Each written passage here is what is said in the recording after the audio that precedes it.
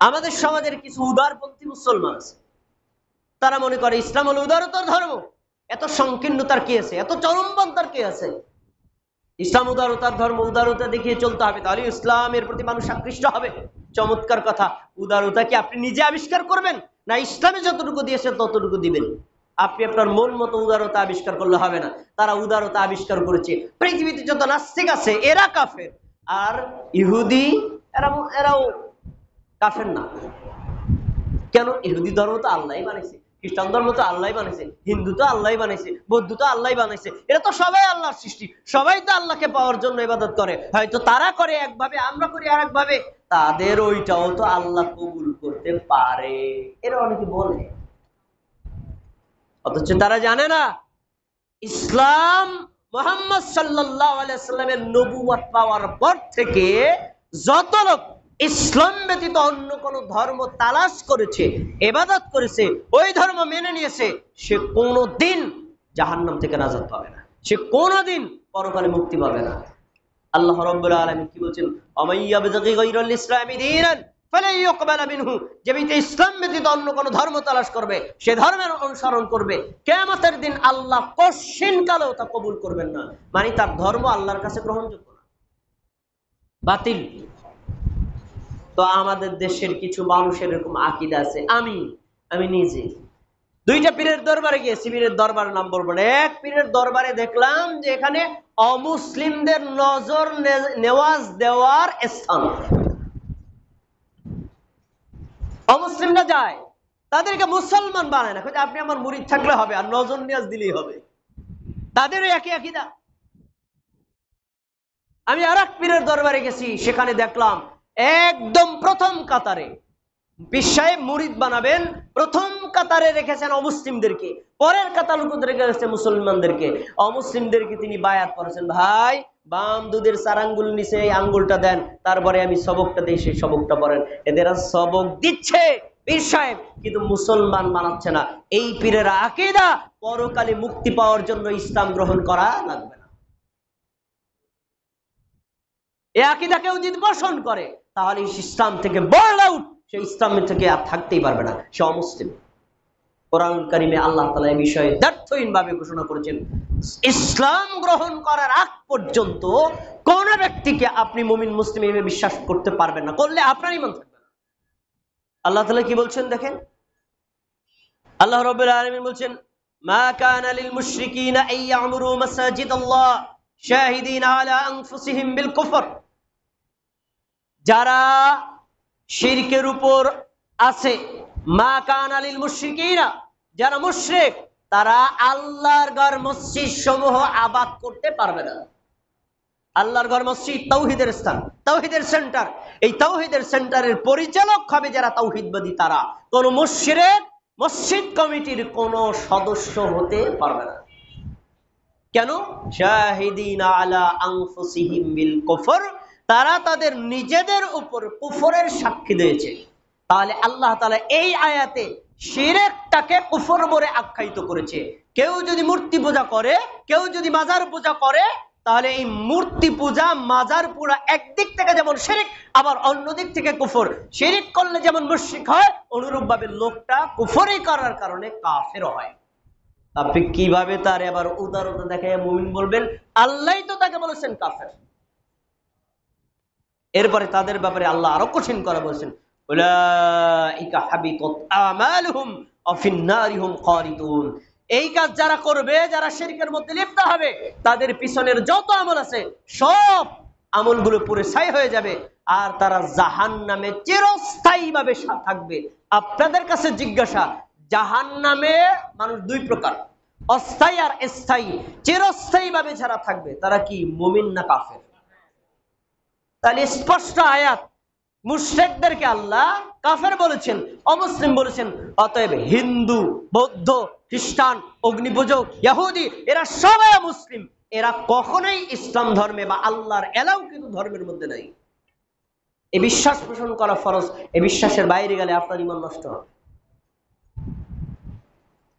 তারপরে আল্লাহ তাআলা সূরা বাইনাতের 6 নম্বর আয়াতে আরো স্পষ্ট করেছেন, ইন্নাল্লাযীনা কাফারু মিন আহলিল কিতাব ওয়াল মুশরিকিনা, ইহুদিদের মধ্যে খ্রিস্টানদের মধ্যে যারা কুফরি করেছে আর মুশরিকদের মধ্যে যারা কুফরি করেছে, ফি নারি জাহান্নাম খালিদিনা ফিহা, তারা স্থায়ীভাবে চিরস্থায়ীভাবে জাহান্নামে যাবে। উলাইকা হুম শাররুল বারিয়া, এরা হলো পৃথিবীর সবচেয়ে নিকৃষ্ট সৃষ্টি। এরা কুকুর, শৃগাল আর এর চাইতে নিকৃষ্ট প্রাণী হলো এরা। তাহলে এই আয়াতে স্পষ্ট, শিরিক করবে যারা ইসলাম থেকে বহিষ্কার হবে। এবার আসুন, ইসলাম বা ঈমান ধ্বংস হওয়ার 4 নম্বর কারণ, মুসলিমকে বাদ দিয়ে কাফির মুশরিককে সাহায্য বা সমর্থন করা। আপনি মুমিন, ঈমানের দাবিতে আপনি আরেক মুমিনকে ভালোবাসবেন, তাকে অগ্রাধিকার দিবেন। আপনি মুসলিম, আপনার ইসলাম আপনাকে মুসলিমকে অগ্রাধিকার ভিত্তিতে তাকে ভালোবাসতে, তাকে সহযোগিতা করতে উৎসাহদান করবে। এটা ঈমানের দাবি, এটা ইসলামের দাবি।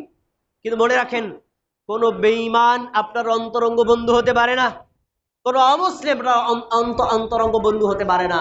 আপনি মুসলিম আর অমুসলিমের মধ্যে ঝগড়া লাগলে ঈমানদার ব্যক্তি আপনার কাছে অগ্রাধিকার পাবে। এটা ঈমানের দাবি। যদি হয় তাহলে আপনার ঈমান আছে, যদি না হয় তাহলে আপনার ঈমান নাই। সঙ্গত কারণে আরেকটা কথা বলা লাগে, অমুসলিমদের সাথে সকল ধরনের সম্পর্ক কি ছিন্ন হবে? উত্তর না। ধর্মীয় ক্ষেত্রে তাদের সাথে মুমিনদের কোন ধরনের সম্পর্ক থাকবে না, কিন্তু পার্থিব সম্পর্ক জায়েজ। রাসূলুল্লাহ সাল্লাল্লাহু আলাইহি ওয়াসাল্লাম শিরকের বিরুদ্ধে কঠোর ছিলেন, সাহাবীদেরকে শিরকের বিরুদ্ধে কঠোরতার উপর প্রতিপালন করেছেন। সেই রাসূল সাল্লাল্লাহু আলাইহি ওয়াসাল্লাম ইহুদিদের থেকে বর্ম ধার নিয়েছেন, টাকা ধার নিয়েছেন, তাদেরকে জমি বর্গা দিয়েছেন। তাহলে বোঝা যায় অমুসলিমদের সাথে আপনার পাশে যদি হিন্দু থাকে, বৌদ্ধ থাকে, খ্রিস্টান থাকে, এমনকি নাস্তিকও থাকে, তার সাথে ব্যবসা করতে পারবেন, দুনিয়াবি কাজ করতে পারবেন, আপনার দুনিয়াবি যে কোনো লেনদেন করতে পারবেন। কিন্তু ঈমানি ক্ষেত্রে কখনোই আপনি এই নাস্তিককে, হিন্দুকে, বৌদ্ধকে, অমুসলিমকে ঈমানদার ব্যক্তির উপর অগ্রাধিকার দিতে পারবেন না। যদি দেন, আপনার ঈমান থাকবে না। আল্লাহ তাআলা কি বলছেন দেখেন, আল্লাহ রাব্বুল আলামিন বলছেন, ইয়া আইয়ুহাল্লাযীনা আমানু লা তাত্তাখিযুল ইয়াহুদা ওয়ান নাসারা আউলিয়া, এ মুমিনগণ, কাফের মুশরিকদেরকে তোমরা, কাফের হিন্দু, বৌদ্ধ আর ইহুদি নাসারা, তাদেরকে তোমরা বন্ধু হিসেবে গ্রহণ করবা না। কেননা আউলিয়া বাউদিহুম আউলিয়া, তারা একে অন্যের বন্ধু। মুসলমানদের সাথে যখন ঝগড়া লাগবে, দেখবেন সব অমুসলিম এক, সব অমুসলিম এক, তার মানে তারা পরস্পর বন্ধু। আপনারও কখনো বন্ধু হতে পারে না। এজন্য অমুসলিমকে, হিন্দুকে, বৌদ্ধকে আপনি কখনো আন্তরিক বন্ধু বানাবেন না, যেই বন্ধুত্ব আপনাকে ঈমানদারের উপর অগ্রাধিকার শেখায়। এটা করলে আপনার ঈমান থাকবে না। এজন্য আমরা সকল ক্ষেত্রে ঈমানদার ব্যক্তি, মুসলিম ব্যক্তিকে অগ্রাধিকার দেব। আর দুনিয়াবি কাজ হিসেবে আপনি মুমিন ব্যক্তির সাথে যেমন করতে পারেন, অমুসলিম ব্যক্তির সাথেও করতে পারবেন। আচ্ছা, এবার আসুন 5 নম্বর ঈমান ধ্বংস হওয়ার কারণ, কোরআন এবং হাদিস থেকে মুখ ফিরিয়ে নেওয়া। মোস্ট ইম্পর্টেন্ট কারণ। এই কারণ আমাদের দেশের সাধারণ মানুষদের মধ্যে তো আছে, বহু মুফতি মাওলানার মধ্যেও আছে। ঈমান ধ্বংস হওয়ার কারণগুলো বলছি। আপনার ঈমান থাকবে না যে সকল কারণে, তার ভিতরে এই একটা কি, কোরআন এবং হাদিস থেকে মুখ ফিরিয়ে নেওয়া। কোরআন আল্লাহর বাণী, হাদিস রাসূলের বাণী। কোরআন হাদিস দুটাই ইসলামের মৌলিক সংবিধান। এটাকে বিশ্বাস করা, এটাকে ধারণ করা, এটাকে গ্রহণ করা ঈমানদারের কাজ।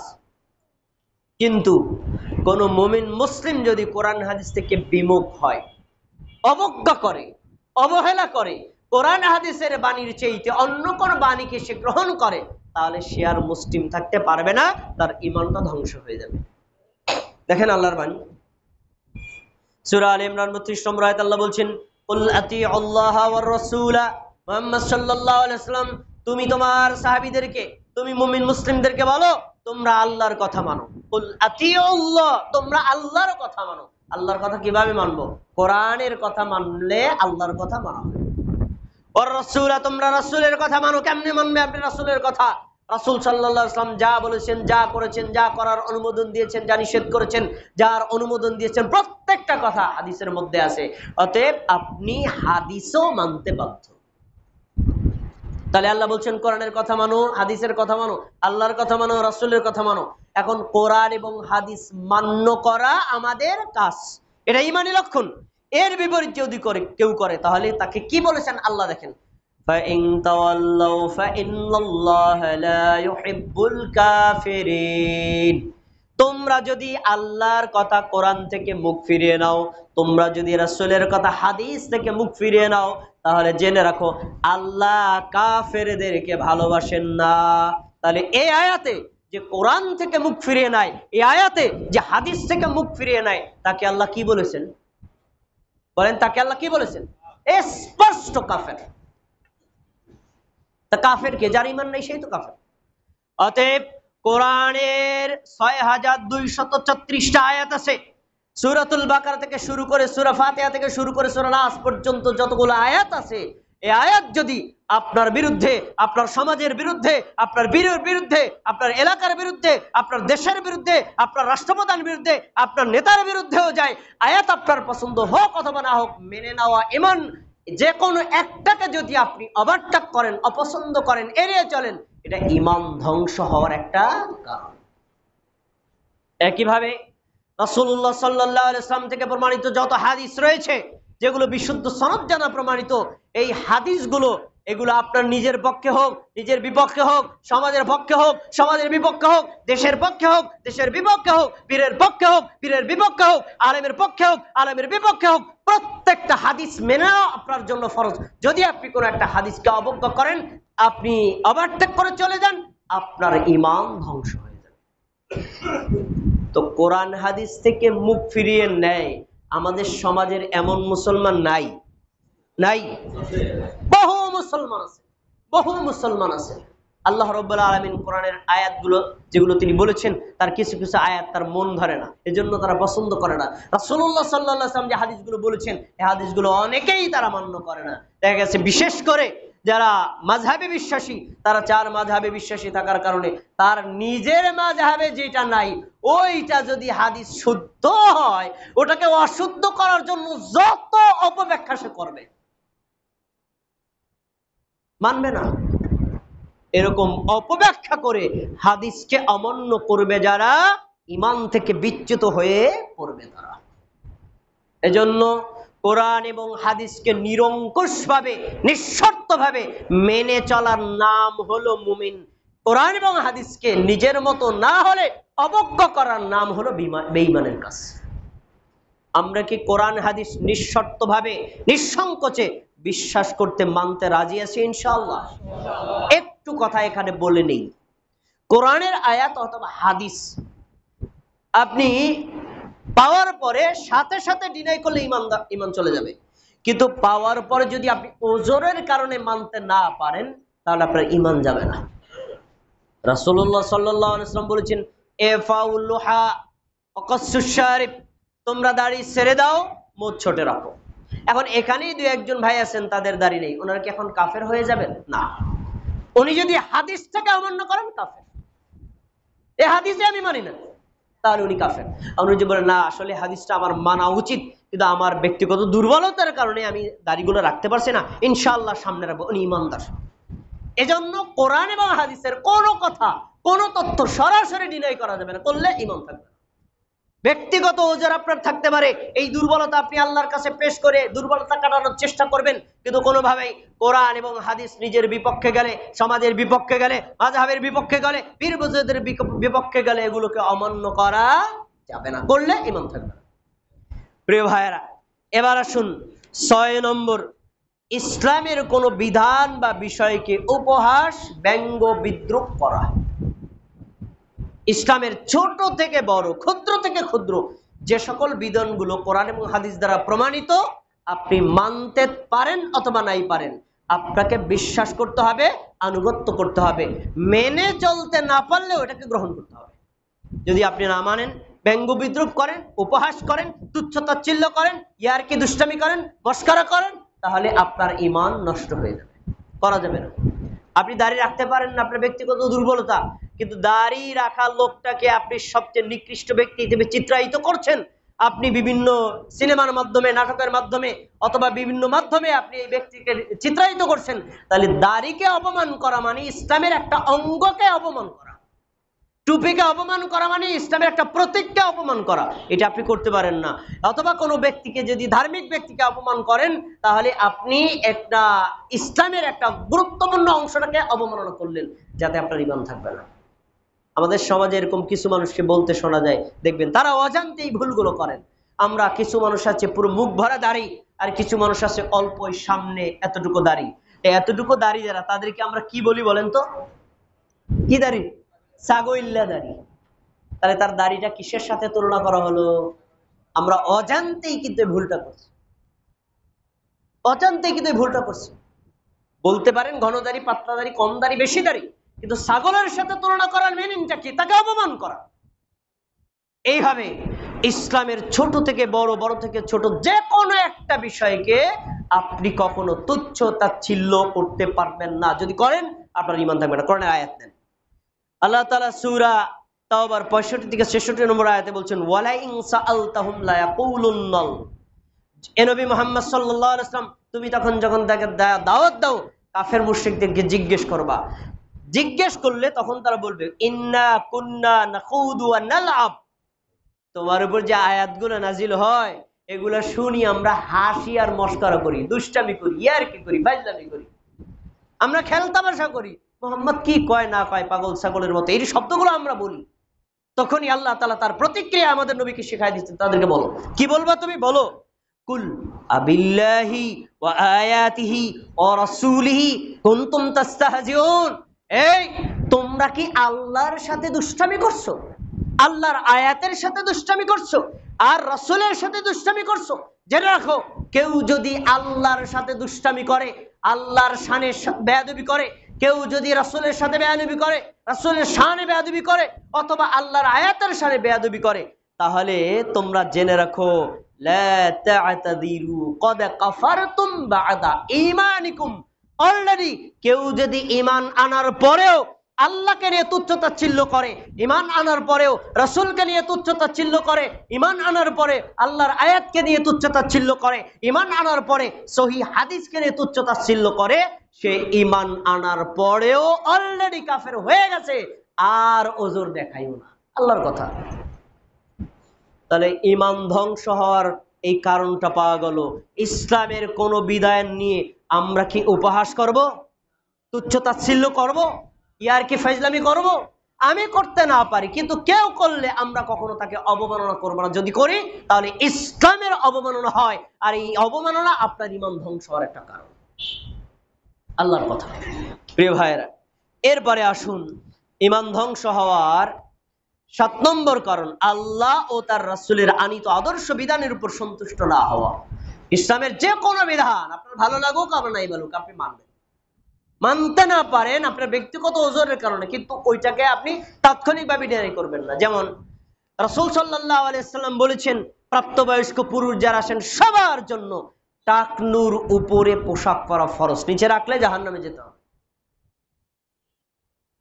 এখন যারা টাকনুর উপরে পোশাক পরে, আপনি যদি বলেন লোকটা খ্যাত, এ লোকটা অসামাজিক, এ লোকটা তো এখন আলটা মডার্ন হতে পারে নাই, এ লোকটা এখনো পর্যন্ত সেকালে যুগে বসবাস করে, এই মিয়া স্মার্ট হতে শেখো। তাহলে স্মার্ট হতে গিয়ে নিজের প্যান্টটাকে একেবারে ধুলাবালি মাখাইয়া চলাফেরা করো। এই কাজ যারা করে তাদের যদি বলি, রাসূল সাল্লাল্লাহু কি বলেছেন দেখেন, যে ব্যক্তি টাকনুর নিচে পোশাক ঝুলিয়ে পড়বে, যতটুকু ঝুলালো ততটুকু জাহান্নামে যাবে। এখন যদি বলে দূর মিয়া, এটা কোনো হাদিসের এটা কোনো বিধান হলো নাকি, এটা সেকালে যুগের নীতি, এগুলো চলবে নাকি? আপনি যদি এভাবে এটাকে ডিনাই করেন, অমান্য করেন, তাহলে আপনার ঈমান থাকবে না। ইসলামের কোন বিধানকে আপনি এভাবে অবমাননা করতে পারেন না। সরাসরি ডিনাই করলে আপনার ঈমান চলে যাবে। এজন্য প্রত্যেক মুমিনের উচিত, প্রত্যেক মুসলিমের উচিত, আল্লাহ যে বিধান দিয়েছেন সেই বিধানকে গ্রহণ করা, রাসূল সাল্লাল্লাহু আলাইহি ওয়াসাল্লাম যে বিধান দিয়েছেন সেই বিধানকে গ্রহণ করা। এই ঈমানের লক্ষণ। এটাকে ডিনাই করা আর এটাকে যুক্তি দিয়ে ওভারটেক করা, এটা হলো বেঈমানের লক্ষণ। একটা ছোট্ট উদাহরণ দিচ্ছি, খুতবা অনেক লম্বা, এটা আরো কিছু আরেকটা খুতবা দিতে হবে বাকিগুলো শেষ করার জন্য। একটা উদাহরণ দিচ্ছি। ইসলামী শরীয়তে বাংলাদেশ সহ যতগুলো মুসলিম রাষ্ট্র আছে, অমুসলিম রাষ্ট্রগুলো বাদ দেন, মুসলিম রাষ্ট্রে যারা দায়িত্বশীল আছে, মানে রাষ্ট্রপ্রধান আছে, তারা প্রত্যেকে ইসলামী শরিয়াত রাষ্ট্রীয়ভাবে জারি করতে ভয় পায় যতগুলো কারণে, তার ভিতরে একটা হলো তারা কেসাস বাস্তবায়ন করতে চায় না। কেসাস যদি বাস্তবায়ন করি বাংলাদেশে মুসলমান একজন বাঁচবে না, একজন নাগরিক বাঁচবে, সবাই মারা যাবে। কেমনে? কেসাসের নীতি হলো আপনি যদি আমাকে হত্যা করেন, যদি প্রকাশ্য সাক্ষী স্পষ্ট পাওয়া যায় তাহলে আমাকে হত্যা করতে হবে। আপনি আমাকে যেভাবে হত্যা করেছেন আপনাকে ওইভাবে হত্যা করা হবে। কিসাস, আল্লাহ রাব্বুল আলামিন বলছেন ওয়ালাকুম ফিল কিসাসি হায়াতুন ইয়া উলিল আলবাব, জ্ঞানীরা জেনে রাখো কিসাসের মধ্যেই তোমাদের জন্য আছে জীবন। আয়াতটা একটু চিন্তা করেন, কিসাসের মধ্যে আছে জীবন। আমি একটাকে ভাবাইয়া তুলি আয়াতটা দিয়ে। আচ্ছা সবাই একটু উত্তর দিবেন। আমাকে যদি কেউ মারে, প্রকাশ্য সাক্ষী থাকে, তাহলে বিচারকের দায়িত্ব কি? তাকে খালাস দেওয়া না তাকেও ওইভাবে মারার হুকুম করা? আচ্ছা এখন যদি আপনি তাকে ওইভাবে মারার হুকুম করেন তাহলে এটা কেসাস বাস্তবায়ন হলো। আচ্ছা যদি তাকে খালাস করে দেন তাহলে কেসাস বাস্তবায়ন হলো না। আপনার কাছে জিজ্ঞাসা, কেসাস বাস্তবায়ন হলে আমি যে মারা গেছি তার সাথে ওনাকেও মারা হলো, আর কেসাস যদি বাস্তবায়ন না হয় তাহলে আমি একা মারা যাব, উনি বেঁচে গেল। তাহলে কেসাস বাস্তবায়নের মধ্যে মানুষের জীবন না কেসাস বাস্তবায়নের মধ্যে মানুষের মরণ? পেশের কথা অনেকে বুঝতে পারে। কেসাস বাস্তবায়ন করলে দুইজন মরে, আর বাস্তবায়ন না করলে একজন মরে। অথচ আল্লাহ বলেছেন ওয়ালাকুম ফিল কিসাসি হায়াতুন ইয়া উলিল আলবাব, জ্ঞানীরা কেসাসের মধ্যে তোমাদের জীবন আছে। এখন আপনি যদি বলেন না এই কেসাস আমাদের সমাজে বাস্তবায়ন করা যাবে না, তাহলে খুনকারী একজন লোক দুনিয়াতে থাকবে না, তাহলে লোক কমে যাবে। ভাই এবার আসুন গভীরভাবে আয়াতের প্রতি দৃষ্টি দিন। আয়াতে আল্লাহ কি বোঝাতে চেয়েছেন? যদি হত্যাকারীর বিচার না হয় হত্যাকারীর সংখ্যা সমাজে বাড়বে না কমবে? আর যদি হত্যাকারীর বিচার হয় এই হত্যাকারীর থেকে শিক্ষা নিয়ে সমাজের মানুষ হত্যা বন্ধ করে দিবে। এজন্যই আল্লাহ বলেছেন ওয়ালাকুম ফিল কিসাসি হায়াতুন ইয়া উলিল আলবাব, জ্ঞানীরা জেনে রাখো হত্যার বিচারের মধ্যেই রয়েছে তোমাদের জীবন। তাহলে ইসলামী শরিয়াতের যতগুলো বিধান আল্লাহ দিয়েছেন প্রত্যেকটা বিধান মানুষের দুনিয়াবি যেমন কল্যাণ, আখিরাতেও কল্যাণ। আপনার বুঝে আসুক অথবা নাই আসুক, আপনার নলেজে ধরুক অথবা নাই ধরুক, এটাকে মেনে নেওয়া ইমানদারের কাজ, আর কোনোভাবে অবহেলা করা বেঈমানের কাজ। আপনি কি করবেন সিদ্ধান্ত আপনি নেবেন। যদি আপনি কোরআন এবং আয়াতের হাদিসের কোনো একটা বিধানকে অমান্য করেন, অবিশ্বাস করেন, রাসূলের আদর্শকে অবিশ্বাস করেন, রাসূলের আদর্শকে অপছন্দ করেন, আল্লাহর দেওয়া নীতিকে অপছন্দ করেন, আপনি বেঈমান হয়ে যাবেন। আল্লাহ রাব্বুল আলামিন কোরআন মাজিদের অনেক আয়াতে এ কথাগুলো বলেছেন। তার ভিতরে একটা আয়াত আমি আপনাকে শোনায় খুতবা শেষ করছি। আল্লাহ রাব্বুল আলামিন বলছেন সূরাতুল বাকারা 85 নম্বর আয়াত, আফাতুমিনুনা বিবাদিল কিতাবি ওয়া তাকফুরুনা বিবাদ। এ মানুষেরা শোনো, আল্লাহর যে বিধান আছে এই বিধানের কিছু বিধান মানবা আর কিছু বিধান মানবা না, এই কাজ তোমরা করবা। যারা কিছু মানবা কিছু মানবা না, কিছু পছন্দ হলে গ্রহণ করবা, করবা না, জেনে রাখো এই কাজ যারা করবা লাহুম ফিল হায়াত, তাদের জন্য দুনিয়াতে রয়েছে খিজিউন, অপমান। আল্লাহ তাআলা তাদেরকে দুনিয়াতে রেখেছেন অপমান, আর পরকালে আল্লাহ তাআলা কঠিন বেছেন ওয়া ইয়াউমাল কিয়ামাতি ইউরাদ্দুনা ইলা আশাদ্দিল আযাব। যারা আল্লাহ এবং আল্লাহর রাসূলের বিধানে কিছু মানবে কিছু মানবে না, এই অপরাধী যারা কিয়ামতের দিন তাদেরকে কঠিন শাস্তির দিকে নিয়ে যাওয়া হবে। তার মানে এরা হলো বেঈমান, এরা হলো কাফের, এরা হলো মুশরিক, এরা হলো ঈমান থেকে বিচ্যুত। এই কাজ করবে যারা, ঈমান থাকবে না তাদের। তাহলে আমরা কি আল্লাহ এবং আল্লাহ রাসূলের যত আদর্শ আছে মেনে নিতে রাজি আছি ইনশাআল্লাহ? একেবারে বিনা সংকোচে বিনা দ্বিধায় তা গ্রহণ করতে হবে, এটা ঈমানের লক্ষণ। আর কোনোভাবে যদি এড়িয়ে যান এটা ঈমানহীনতার লক্ষণ। আজকে ঈমান ধ্বংস হওয়ার 7টা কারণ আপনাদের সামনে পেশ করেছি। আল্লাহ তাবারক ওয়া তাআলা আমাদের সবাইকে এই ঈমান ধ্বংসকারী কারণ থেকে বের হয়ে ঈমানকে সংরক্ষণ করার তৌফিক